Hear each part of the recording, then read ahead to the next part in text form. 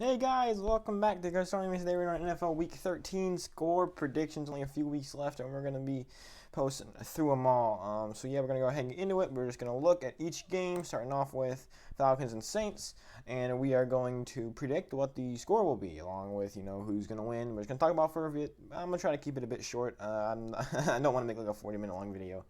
But anyway, so there was no Thursday night football this week, mainly because there was Wednesday evening football. Sorry, so instead we're starting off with Sunday Falcons versus Saints. This one should actually be a pretty good one. The Saints, yeah, they got a nice win last week against the Broncos, but you really watched, they didn't really expect to win anything. Or really do anything in that game. The Denver Broncos didn't. Their defense played terribly for the Broncos. And really, I mean, you look at even on offense, yeah, I know they had a wide receiver at quarterback, but they every single time that they dropped back to pass, he had the pocket just instantly collapsed. So the Saints, they really kind of got a free win there. You look at the Falcons, one of the best defensive performances all year by any team. So actually, I think it'll be a pretty close one here. But just looking at how the Falcons' defense, I mean, it has already been spectacular all year. It had one really good game, so I'm gonna it's gonna be a close game, but that's not enough to get them the win. The Saints do have a pretty good offense. Taysom Hill isn't very good throwing the ball in the slightest, but he's a very versatile quarterback, and the Saints are just a pretty good team overall. And yeah, I feel they get the win here 28-23. And yeah, next up, Titans. So by the way, if you notice me like cringing or anything whenever I'm talking or anything, I pulled a muscle in my neck when right after I woke up today. So yeah, it's been a rough day. But anyways, Titans versus Browns, two teams that are both playing really really well. The Titans, obviously, they kind of have the same kind of offense as both of these teams. The Titans definitely a run first team. Look at the Browns are also definitely a run first team, and they both also have pretty good defenses. Though the Browns did kind of lack a bit last week. They went up against the Micah Glennon led Jaguars, and they did manage to win, but only by 2, and not looking very good. However, they did manage to get the win. Their offense has been explosive. Two run first teams. However, looking at the Titans, in my opinion, I think that they do have a better passing offense. I do think Ryan Tannehill is a pretty good passer, much better than what the Broncos, not much better, but a bit better. And also, in my opinion, the Titans defense, it definitely didn't. I think, in my opinion, it played better than the Browns did. They were going up against a much tougher offense to play in the Colts. So I'm actually going to give it to the Titans here, 34-30. They get a nice win, continue their lead in the division if the Colts lose. In the next game, we have the Bears against the Lions. Both of these teams really, I mean, both of these teams just need to lose at this point. The Bears, yeah, they do have some playoff hope yet left, but really, I mean, their offense has been one of the worst. One of the worst in the league, in my opinion. And their defense, while still, yeah, it's been underperforming, but it's actually been okay. Okay, it's underperforming in the sense that we thought it would be, top 5, top 10, and it's been more like top 20, top 15. So it's not necessarily really good. But yeah, it's been underperforming. The Lions, on the other hand, their offense has kind of completely collapsed these past couple of weeks. Got shut out by the Panthers and only scored 25 points against the Texans, and 8 of those points just came in garbage time, and it really didn't mean anything. And the Texans are playing really, really lax. So my opinion, these two teams that are really, they don't have anything to play for. However, you do look at the Lions. I think their defense, I mean, it held the Panthers to 20 points and didn't. I don't know, because both of these teams are so hard.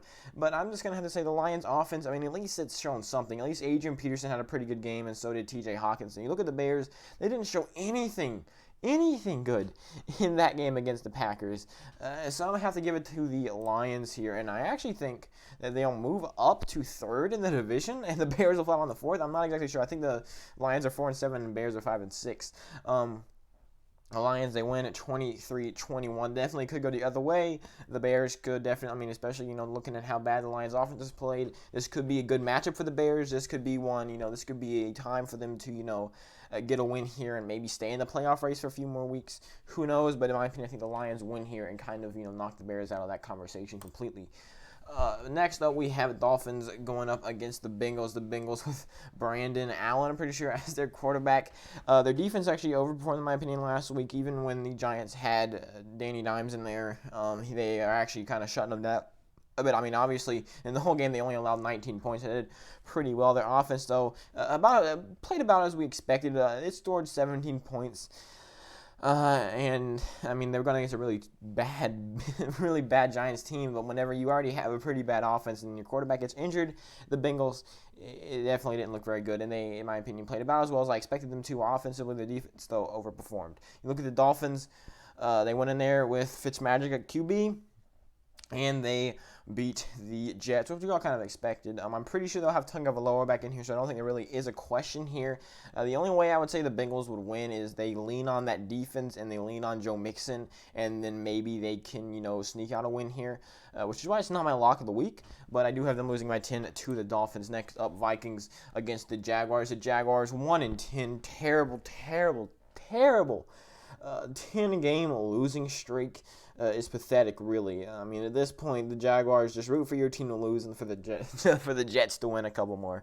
Because really, I mean, Jaguars, it's rough.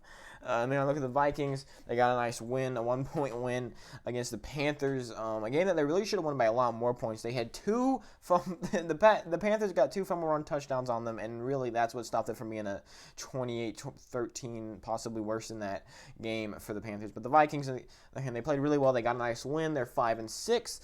They are still in the playoff race, definitely. And now they're going against the Jaguars. I'm sorry, I don't even really have to talk about it for all that long.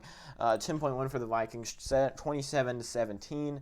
Now the Jaguars, their offense did show a bit of talent last week. If Mike Glennon can play like that again, maybe, who knows? I mean, we've seen the Vikings defense definitely been their weak spot. Although last week their defense did look really well, only allowing 13 points, but still. Let's move on to the next game, which is Texans versus Colts. The Texans are a team that really just needs to win out if they want any hope of getting in the AFC playoffs. They just need to win out, and they need for the NFL to add an 8th playoff spot. And meanwhile, you look at the Colts.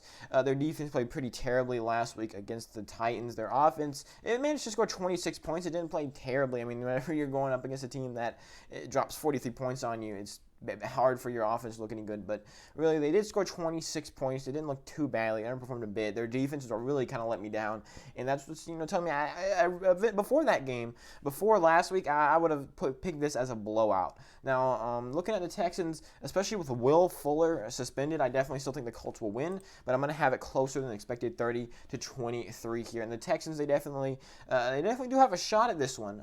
It would be the Texans really just need to win every single game for the rest of the season if they want to have a chance. But right now, the Colts, I think I will give them the win. Their offense is playing too good, and their defense had one off game. You look at the Titans; they went up against the Colts a few weeks back on Thursday Night Football, and they got completely demolished. And the same thing happened to the Colts whenever they went up against the Titans for their second time. So I think they'll get a nice bounce back game here, and yeah, Colts move up to I think 9-3 or 8-4. I'm not sure. Next up, Jets versus Raiders. The Raiders' offense played horrendously last week. They got blown out 43-6 by the Falcons, who had a really good defensive performance. The Falcons didn't need to do much on offense. The Raiders, on the other hand, they had one off week, but it was a terrible whole week. I know a lot of times they say I don't want to overreact from 1 week, but they played pretty terribly, and that is. That's going to keep it, not necessarily close, but not a blowout. I don't even know why I'm talking about it anymore. The Raiders are going to get the win here. Their offense is explosive throughout most of the season. Their defense, like I said, they didn't allow the Falcons to do much on offense. If their defense had played as badly as their offense had, it would have been much, much worse, looking, into the 50s maybe. It's weird. It's like you see, like, in every week, a few teams score 40, and then, nobody scores 50. It's really weird. I wish, teams would score 50. So, seeing the way things are going, I'm sure teams will be scoring 60 pretty soon. But anyways, next up, Seahawks versus Giants. The Giants with Colt McCoy in at quarterback. Colt McCoy, he's pretty bad and he's pretty old. Looking at one of his last seasons, the Seahawks, on the other hand, are on fire. A lot of people are saying this could be a trap game just because the Giants had really only one good game. People are now calling that the Giants are the best team in the league for some reason. Or not necessarily the best team, but like one of the best teams in it. I have heard, you may think I'm crazy but there have been a lot of people that I watch, like on YouTube and stuff, that are saying the Giants are one of the best teams in the NFC. And I'm sorry, they barely beat Washington when they had a terrible game, and then they beat Philadelphia one time, which was a really good game, but still. The Giants, I think, they get knocked into their senses. A complete and total decimation here, 17-point win for the Seahawks, 30-13. If you are a Seahawks fan and people are telling you this is going to be a trap game, it's not, okay? Let's just be honest. It's not going to happen, okay? No. Colt McCoy is not going to beat you guys. You don't even have to, think about that. Next up, Cardinals going up against the Rams. Should be a pretty good divisional game. The Rams, disappointing game last week defensively. I know they only allowed the 49ers to score 23 points, but it was the way that they just kept on letting the 49ers just run the ball all over them, and their offense only putting up 20 points. It's not, I mean, they didn't look too good, but then again, I mean, it was really the 49ers stepping things up. The Cardinals, on the other hand, got it was only a 3-point win, but really, if you look at the last 3 quarters, it was 7-20. The Cardinals, they played a really good first half, but the rest of that game, they just kind of collapsed. I mean, they weren't even allowing much. They weren't allowing much in the pass. I'll give them that. I think they allowed Cam Newton to have a 23 quarterback rating, but they let them run the ball all over them. They could not get anything going on offense in the last 3 quarters, and it was terrible.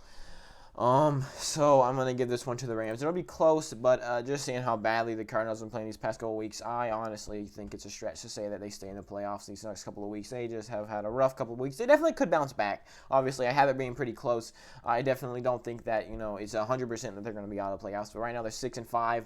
They've had a couple rough weeks where they look pretty bad, and the Cardinals, they need to bounce back, and this would be a good game to do it, because both of these teams really need to bounce back after last week. It's just, the Cardinals have had a couple bad weeks. Meanwhile, the Rams, they had some of their best games, and they had one off game where they lost by 3. Next up, Chargers going up against the Patriots. The Chargers, that was some terrible, terrible coaching by Anthony Lynn last week. I mean, we all know about running the ball when you have no timeouts and you're near the goal and you're down by 10. What? And then the next play, pass protection for your offensive line, and then you do a QB sneak? If you don't know what that means, so, if just look up the play. I'm sure it's somewhere out there. If you don't know, pass protection is, when the offensive line drops back and tries to, create a pocket. And rushing is whenever they try to push defenders out of the way and try to create holes. So basically what happened is that Justin Herbert tried to run it up the middle. Meanwhile, his offensive linemen were going backwards towards him, so it was a complete collapse there. The Chargers have been looking terrible now. The Patriots, they finally figured out a way to win, and I definitely think that they'll continue this. Their defense has been playing lights out, and their offense, I mean, they just run the ball like crazy. That seems to work against the Chargers, and I think the Patriots defense will be able to, take control of that Chargers offense. I definitely think that this could be a game where the Chargers win. Obviously, Austin Eckler had a pretty good game last week, and Justin Herbert has been playing really, really well. But other than that, I think the Patriots get a nice win here and stay in the AFC playoff race. It's crazy to we're already talking about the playoff race. I mean, I feel like the season just started. What the heck happened? Next up, Packers going up against the Eagles. This is another game. The Eagles, terrible, terrible game last week offensively against the Seahawks. Their defense didn't even play too badly. I mean, they were getting, some stuff done. They were giving their offense opportunities, and then their offenses couldn't do anything. They managed to cover the spread, but that was a Hail Mary at the very end of the game and a 2-point conversion. It was a much worse game than it seemed. The Eagles had a terrible game. You look at the Packers winning up against the, who are they playing? The Bears, and they completely demolished them. The Packers defense, which we've seen be their weak spot this season, really stepped it up. And I definitely think this will be a nice, easy win for the Packers. Not easy. I definitely could see the Eagles maybe pulling something out. I don't know. I doubt it.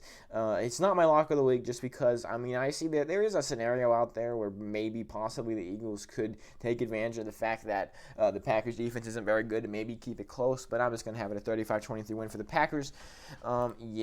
Next up, Chiefs against Broncos on Sunday Night Football. I really wish that, they would have put in – I really wish that all of those quarterbacks had gotten COVID-19 this week, because I really, really want to watch a game with with a couple wide receivers instead of a quarterback. But no, and we're going to get to watch Drew Lock go up against the Chiefs. So instead of it being a hilarious game with no quarterback from one side, it's just going to be a total blowout for the Chiefs. 38-17, by far the biggest margin I have so far this week in my lock of the week. The Broncos playing horribly. Do y'all remember in the preseason when people were saying that Drew Lock was going to be the MVP and the Broncos are going to go 9-7 or something?